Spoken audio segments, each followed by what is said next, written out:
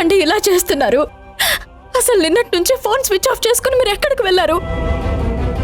ఈరోజు మన పెళ్లి రోజన్న విషయం మీకు గుర్తుందా? నా పుట్టినరోజున కూడా మీరు ఇలాగే చేశారు, పెళ్లి రోజున కూడా ఇలాగే చేశారు. ఎందుకండి నన్ను ఇలా ఏడిపిస్తున్నారు?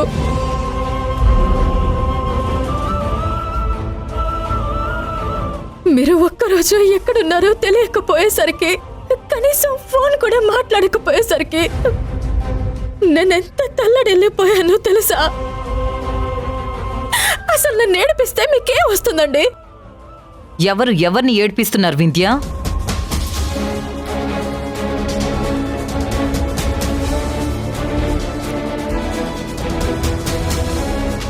ఒక్క పూట నీ భర్త కనిపించకపోతే నువ్వు నిజంగానే తల్లడిల్లావు. నీ బాధ నాకు అర్థమవుతుంది. కాని వాడు ఎంత బాధపడుంటే ఇంటికి రాలేకపోయాడో ఆలోచించావా? ఇంటికి రానందుకు, ఫోన్ స్విచ్ ఆఫ్ చేసి పెట్టుకున్నందుకు వాడు ఎంత బాధపడుంటాడో ఆలోచించావా నువ్వు? అసలు ఈ పరిస్థితికి కారణం ఎవరు? నువ్వు కాదా?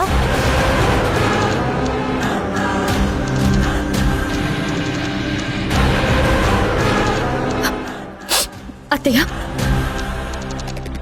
ఇప్పుడు కూడా మీరు నన్నే కార్నర్ చేయొద్దు. ఇప్పటికే మానసికంగా చాలా కృంగిపోయి ఉన్నాను.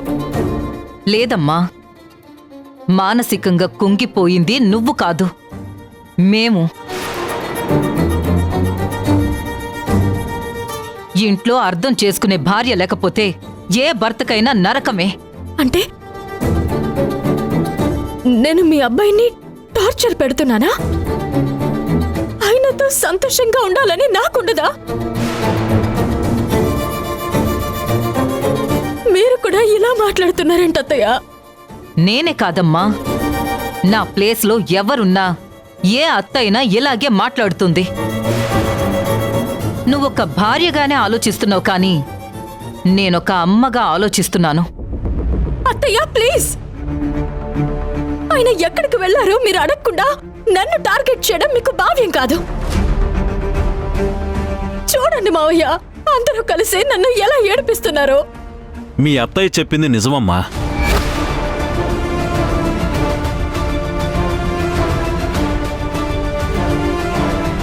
వాడు ఆల్కహాల్కి ఎడిక్ట్ అయినప్పుడు కూడా అర్ధరాత్రి అయినా ఇంటికి వచ్చేసేవాడు. కానీ ఏ రోజు ఇంటికి రాకుండా ఉండలేదమ్మా. మొదటిసారి వాడు ఇంటికి కూడా రాకుండా ఉన్నాడమ్మా. అంటే ఆయన ఇంటికి రాకపోవడానికి నేనా కారణం? ఏమండి చెప్పండి, ఈ ఇంట్లో అందరూ నన్ను కార్నర్ చేస్తుంటే మీరేం మాట్లాడరేంటండి? అవును,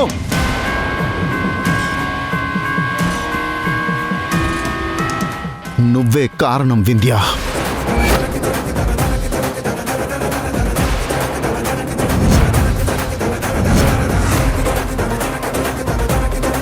నా ఇంటికి నేను రావాలంటేనే భయం వేస్తుంది. అసలు నేను ఇంట్లో ఉన్నానో అండమాన్ జైల్లో ఉన్నానో అర్థం కావడం లేదు.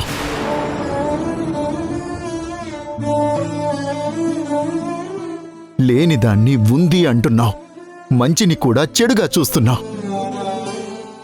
నీ అనుమానం వల్ల నేను నరకం అనుభవిస్తున్నాను. ఇంట్లోకి రావాలంటేనే కాదు, నిన్ను చూడాలంటే కూడా భయం వేస్తోంది. భార్యాభర్తల మధ్య ప్రేమ ఉండాలి కానీ భయాలు అనుమానాలు ఉండకూడదు.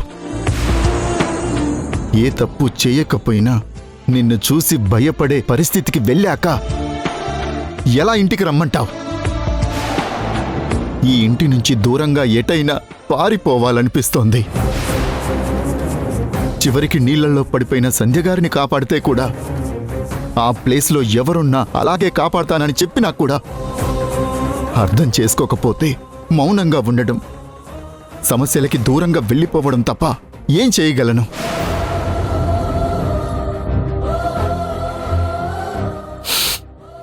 నాకీరోజు పెళ్లి రోజని నాకు గుర్తుంది. గతంలో మన పెళ్లి రోజు ఎప్పుడొస్తుందా అని గుర్తుపెట్టుకుని మరీ ఎదురు చూస్తూ ఉండేవాణ్ణి.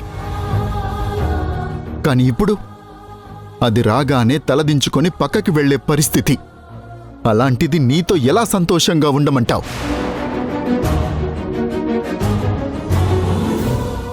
ఈ దూరం ఇంకా ఇంకా పెరిగి మన బంధం తెగిపోయే పరిస్థితి వరకు తెచ్చుకోకు.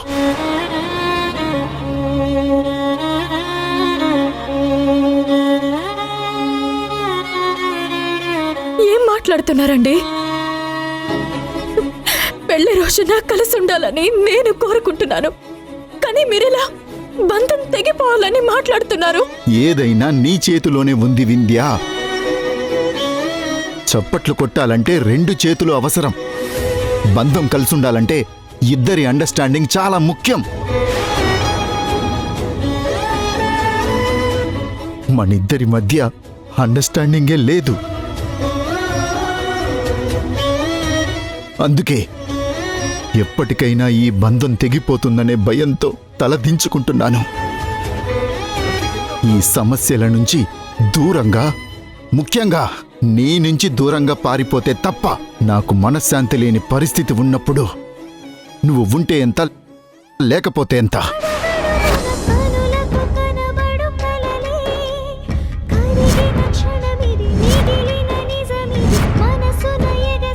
I'm very sorry.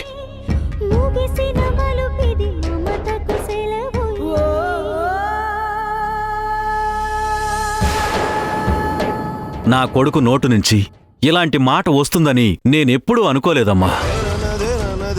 ఆ రోజు నిన్ను ఇంట్లోంచి వెళ్ళిపోమన్నప్పుడు ఎంత బాధపడ్డాడో, మాకు తెలియకుండా నీకోసం ఎంత కంటతడి పెట్టాడో మాకు తెలుసు.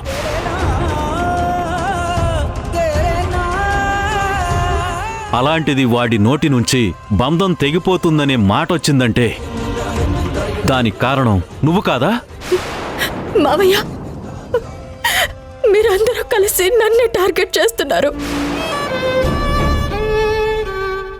కానీ నా బాధ ఎవరు అర్థం చేసుకోవట్లేదు. నాకు మాత్రం నా భర్తతో కలిసి ఉండాలని ఉండదా? నా తాళిబొట్టుని కాపాడుకోవాలని ఉండదా? ఇంకేం చెప్పను మావయ్య. నువ్వు ఏం చేసినా నీ జీవితం నీ చేతుల్లో లేదు వింధ్య.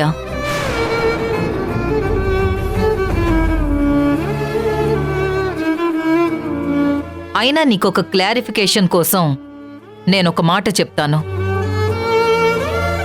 నువ్వు సంధ్యని ఇంతగా అవమానించినా కూడా నిన్ను కాదని సంధ్య వాళ్ళందర్నీ నేనే గుడికి తీసుకెళ్లాను. కాబట్టి నేను నీ వైపు కాకుండా సంధ్య వైపు ఉన్నాను. ఉన్న సమస్యలను ఇంకా పెంచుతున్నాననే అనుమానం నీకుండొచ్చు. ఒంటరి దానివైతే ఆ బాధ నీకు ఎలా ఉంటుందో తెలవడానికే నేనిలా చేశాను.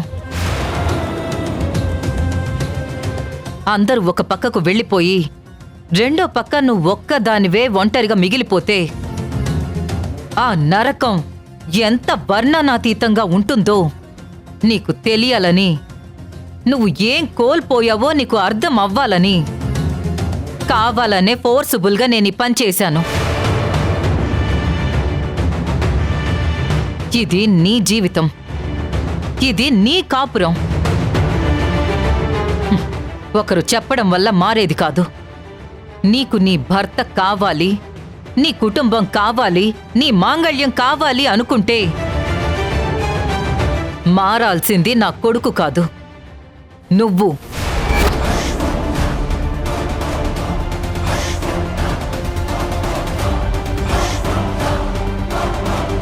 వెళ్ళినవాడు ఈరోజు వచ్చాడు, మరి రేపు? వాడు ఇప్పుడు ఏం మాట్లాడాడో విన్నావు కదా నువ్వు? నువ్వంటేనే భయం అంటున్నాడు.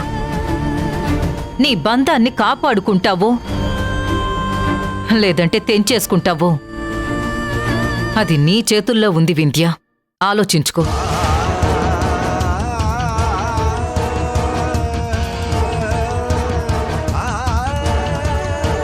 వాడి నోటి నుంచి ఇలాంటి మాటలు నేనెప్పుడూ వినలేదమ్మా.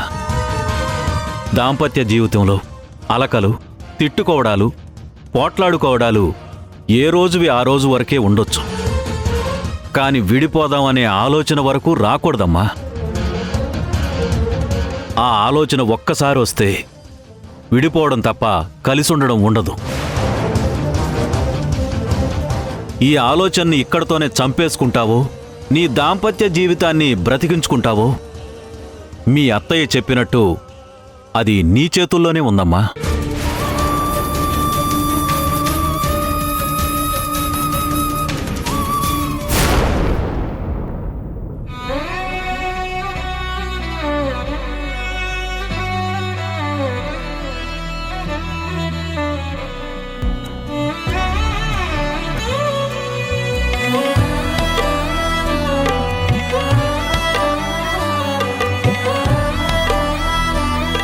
దయచేసి నేను చేతులెత్తి వేడుకుంటున్నాను, ఆ వింధ్యని మర్చిపో.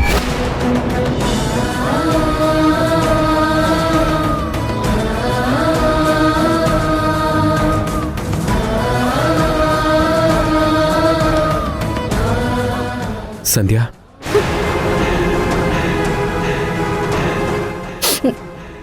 ఏంటండి, ఏం కావాలి? భోజనం వడ్డించినా? పదండి, వడ్డిస్తాను.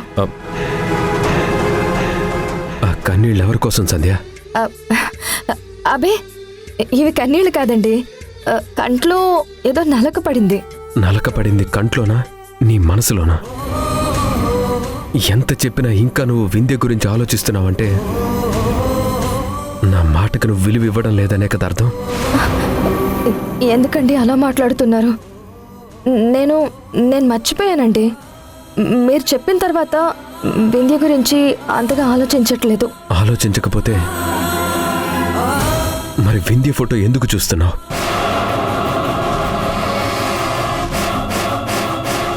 నువ్వు నాకు చెప్పినట్టు నిజంగా నువ్వు వింధ్య గురించి మర్చిపోతే వింధ్య ఫోటో ఎందుకు చూస్తున్నావు? తన గురించి ఎందుకు ఆలోచిస్తున్నావు? చెప్పు సంధ్య. మాది ఒక్క రోజులో ఒక్క క్షణంలో మర్చిపోయే బంధం కాదండి. చిన్నప్పటి నుంచి చిటికని వేళ్లు పట్టుకుని తిరిగాం.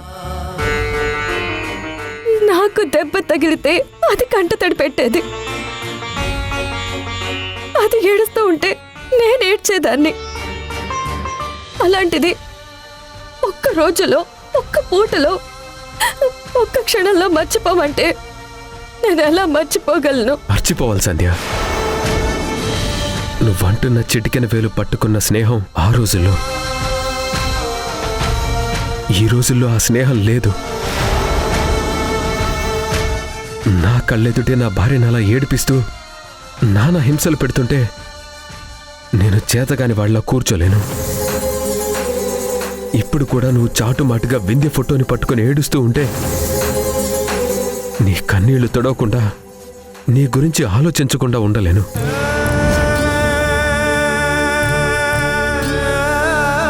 నీకు వింధ్య ఎంత ముఖ్యమో నాకు సంధ్య అంతే ముఖ్యం. సంధ్య నా కట్టుకున్న భార్య. నా భార్యని సంతోషపెట్టడం నా ధర్మం. నా భార్య కంటతడి పెడుతుంటే తన కన్నీళ్లు తుడవటం నా బాధ్యత. కానీ నువ్వు ఆ వింధ్య కోసం కన్నీళ్లు కార్చడం వృధా. నేనెంత చెప్పినా, ఎన్నిసార్లు చెప్పినా నువ్వింకా వింధ్య గురించి ఆలోచిస్తుంటే నీ మనసులో వింధ్య ఉంది, కానీ నేను లేనా? నా మాటకి విలువ లేదా? నేను కట్టిన తాలికి విలువ లేదా? నా మీద నాకే అసహ్యం వేస్తుంది. ఏమండి, మీకు దండం పెడతాను, మీరు అలా మాట్లాడద్దు. మీరంటే నాకు ప్రాణం. మీ మాటకి నేను ఎప్పుడు విలువిస్తాను. నిజంగా నువ్వు నా మాటని గౌరవిస్తే ఇప్పుడే, ఈ క్షణమే నా చేతిలో చెయ్యేసి మాటివ్వు.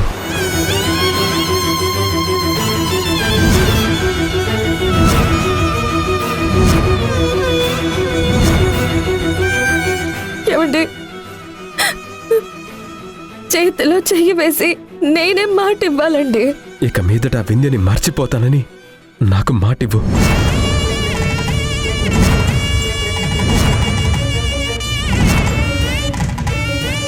ఇక మీదట వింధ్య మొహం చూడనని మాటివ్వు. ఇక మీదట వింధ్యతో మాట్లాడనని మాటివ్వు.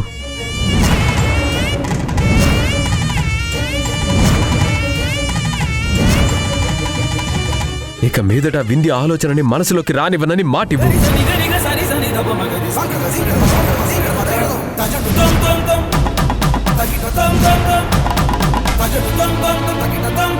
ఇక మీదట వింధ్య కోసం కన్నీళ్లు కార్చనని, నీ స్నేహాన్ని వదులుకుంటానని నాకు మాటివ్వు. ఏమండి, మీరు నా ప్రాణం అడుగుతున్నారు. తప్పు సంధ్య. నీ ప్రాణం నేనన్నావు, నీ జీవితం నేనన్నావు, నా మాటకి గౌరవం ఉందన్నావు, నేను కట్టిన తాళికి నువ్వు విలువనిస్తానన్నావు. అలా ఇవ్వకపోతే మాంగళ్యం కావాలో స్నేహం కావాలో ఆలోచించుకో.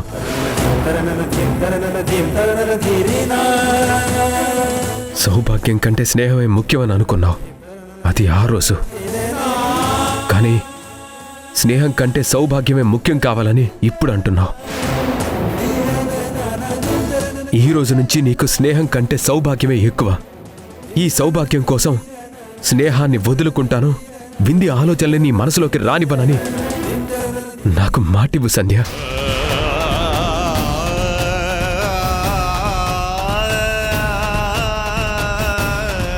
ఏమండి,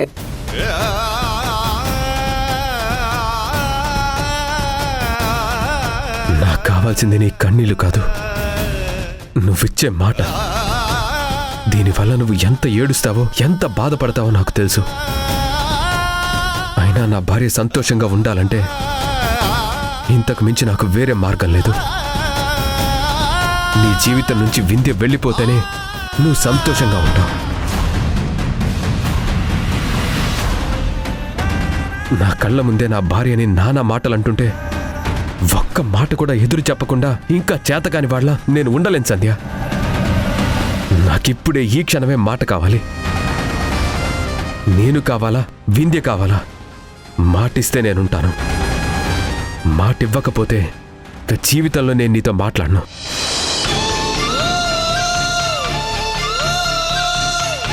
నిజంగా మనిద్దరిది పవిత్రమైన బంధమే అయితే నా మాట నువ్వు గౌరవించాలి.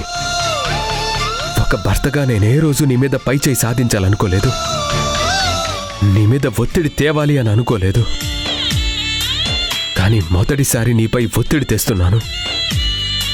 నీ జీవితంలో నేనుండాలి అంటే నీ జీవితంలో వింధ్య ఉండకూడదు.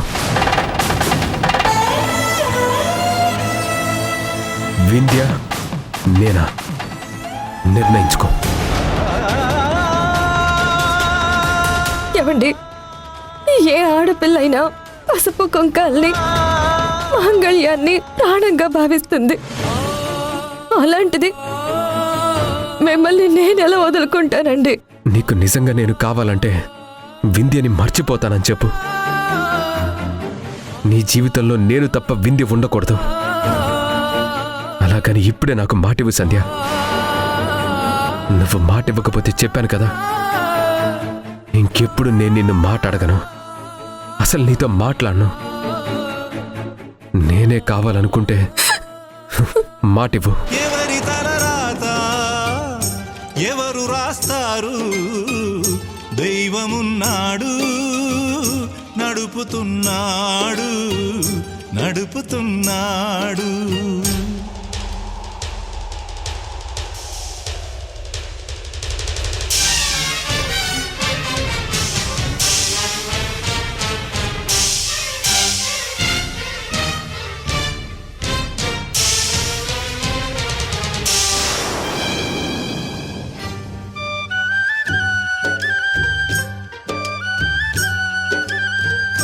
జనన మరణాలు కర్మ ఫలితాలు మార్చగలవారు ఎవ్వరూ లేరు.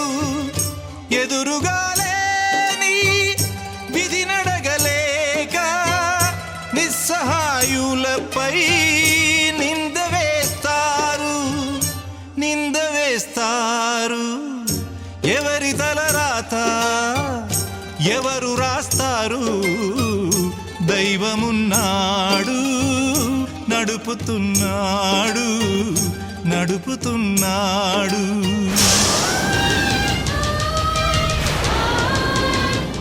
సంధ్య, సంధ్య సంధ్య సంధ్య సంధ్య సంధ్య ఏమైంది? సంధ్య సంధ్య అమ్మా!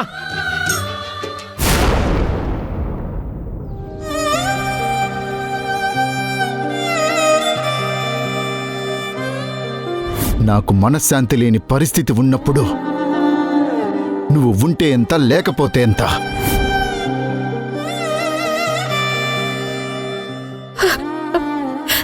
ఏవండి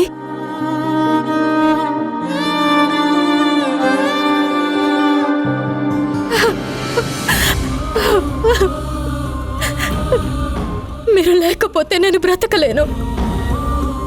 మీ నోటి నుంచి మన బంధం తెగిపోతుంది, విడాకుల దాకా వెళ్ళిపోతుంది అనడం, అది పెళ్లి రోజున అనడం అసలు నేను డైజెస్ట్ చేసుకోలేకపోతున్నానండి. మీరు నన్ను దూరం పెడుతున్నారన్న మరుక్షణం నా ఊపిరి ఆగిపోతుంది. మీరు లేకుండా నేను బ్రతకలేనండి. ప్లీజ్ అండి, దయచేసి నా జీవితాన్ని అన్యాయం చేయొద్దు. నేను మిమ్మల్ని నమ్ముకుని ఈ ఇంటికి వచ్చాను. మీరు తప్ప నాకు వేరే జీవితం లేదండి.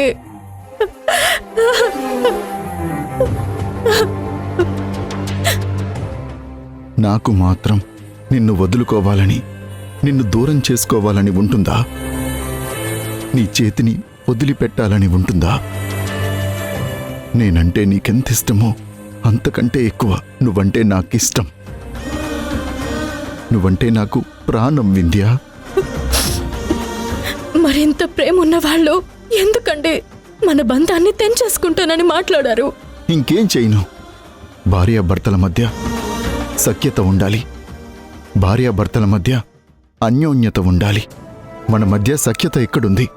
గొడవలు, అనుమానాలే కదా. నా వల్ల కావడం లేదు. ఎంత ప్రేమున్నా, ఎంత ఇష్టమున్నా వీటన్నిటిని వదిలేసి ప్రశాంతమైన జీవితం గడపాలనిపిస్తోంది. అందుకే నువ్వు మారకపోతే నిజంగా నేనే నీకు విడాకులిచ్చేసి దూరంగా వెళ్ళిపోదామనుకున్నాను. మన మధ్య బంధం కలకాలం నిలవాలంటే సంధ్యగారి ప్రస్తావన తీసుకురానని నాకు ప్రామిస్ చేయి. నా మెడలో ఉన్న తాళిని కాపాడుకోవడం కోసం, నా కాపురం నిలబెట్టుకోవడం కోసం నేను దేన్నైనా వదులుకుంటాను.